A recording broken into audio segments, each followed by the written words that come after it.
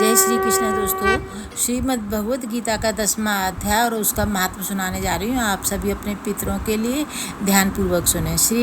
कृष्ण भगवान बोले, हे महाबाहो अर्जुन, तू मेरा परम वचन सुन। यह तेरे लिए मैं इसलिए कह रहा हूँ कि मुझे तुझसे प्रीति है, अतः मैं चाहता हूँ कि तेरा कल्याण हो। हे अर्जुन, मेरी प्रभुता, प्रभाव और प्रताप को तू भली भांति जानता है। जिसको तू जानता है उसे ब्रह्म, महादेव और असंख्य मुनिजन भी नहीं जानते, क्योंकि सभी देवताओं का आदि मैं हूँ। यह सभी देवता मुझसे ही उपजे हैं और मेरे ही रूप हैं। यह बात सत्य है कि उपजने वाला उपजाने वाले की बात नहीं जानता। इसका कारण सुन।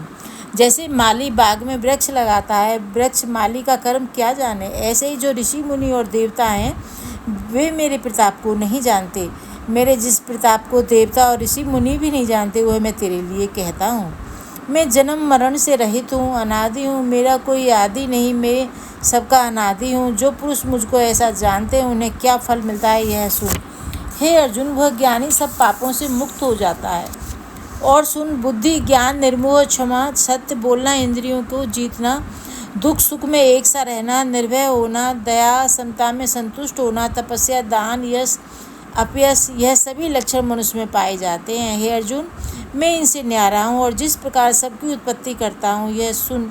कमल नाभि नारायण में हूँ, सो मेरे नाभि कमल से मेरे अंश ब्रह्म उपजा है। उस ब्रह्मा की इच्छा से सप्तऋषि, 4 मुनि उपजे हैं। उन देवों से मनुष्य, राक्षस, असुर आदि सभी प्रजा की सृष्टि हुई है।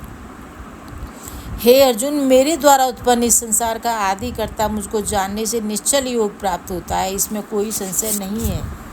यह जानकर मैं ही सबका उत्पत्ति कारण हूँ और मुझ में ही सबकी प्रवृत्ति है। विवेकी प्राणी मेरी उपासना करते हैं, वे मुझ में अपने चित्त और प्राणों को लगाकर एक दूसरे को समझाते हुए भजन करते हैं और सदा सुखी और संतुष्ट रहते हैं। चित्त को सावधान करके प्रीतिपूर्वक भजन करने वाले को मैं ऐसा बुद्धि योग देता हूँ जिससे वे मुझे प्राप्त कर लेते हैं। उन पर अनुग्रह करके मैं उनकी बुद्धि में स्थित देदीप्यमान ज्ञान से अज्ञान मूलक संसारी अंधकार का नाश करता हूँ।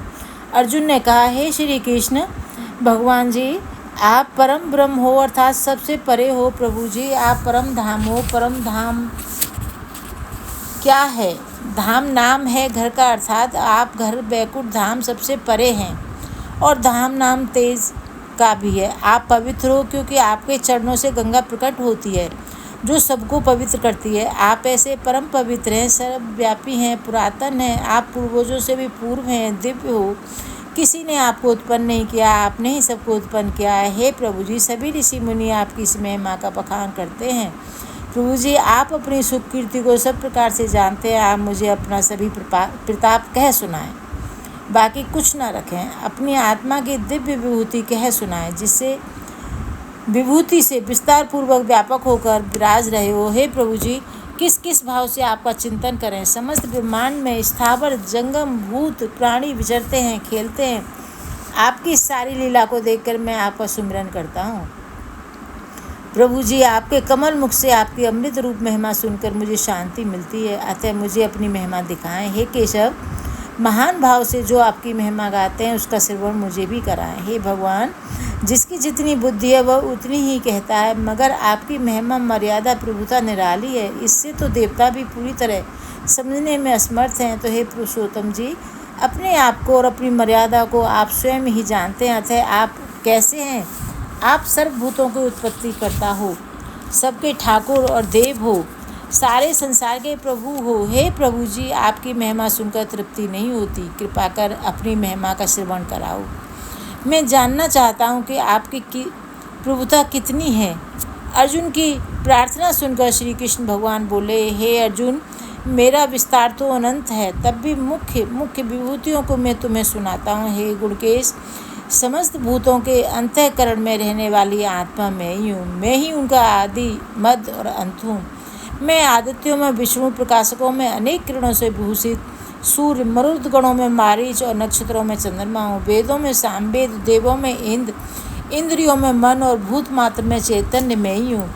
रुद्रों में शिव, यक्ष तथा राक्षसों में कुबेर, अष्टवसुओं में अग्नि, पर्वतों में सुमेर में ही हूँ।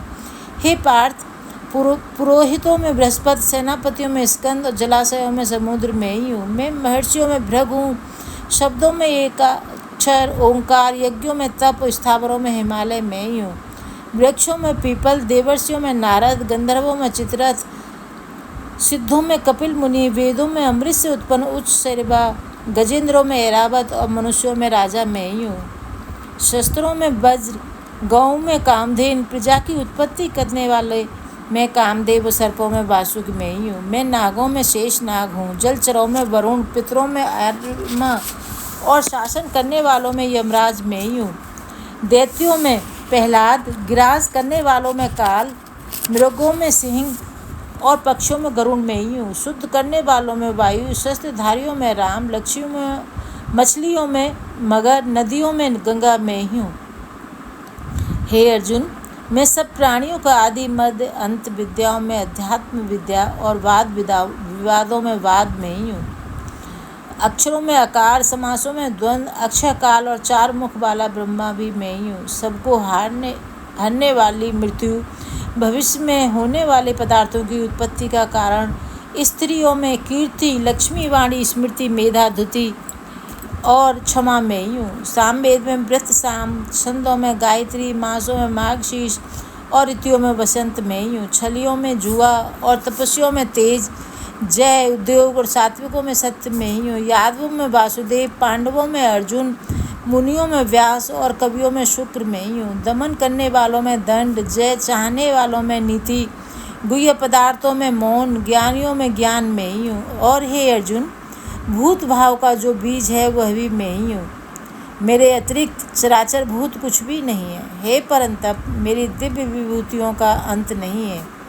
यह विभूतियों का विस्तार मैंने संक्षेप में कहा है। जो भी विभूतिवंत हैं, शोभावंत हैं और प्रतापवान जीव हैं, उन सब का तेज मेरे तेज से ही उपजा जान। हे अर्जुन, यह थोड़ा सा ज्ञान है और जानना क्या चीज़ है। यह तो एक ब्रह्मांड की विभूति कही, सबका बखान नहीं किया जा सकता, क्योंकि ऐसे असंख्य ब्रह्मांड हैं जो नाना प्रकार की विभूतियों से भरे हुए मेरे इस प्रकार निकले हैं। जैसे समुद्र से जल की बूंद एक रेत के दाने पर पड़े तो उसी दाने को भिगोए और पीछे समुद्र भरा पूरा रहे, इसी प्रकार अनेक ब्रह्मांड मुझ में से निकले हैं। मैं फिर भी पूर्ण हूँ, यह तो विभूति कही है। अब हे अर्जुन, यह जो मैं तेरे रथ पर विराजमान हूँ उसकी महिमा सुन।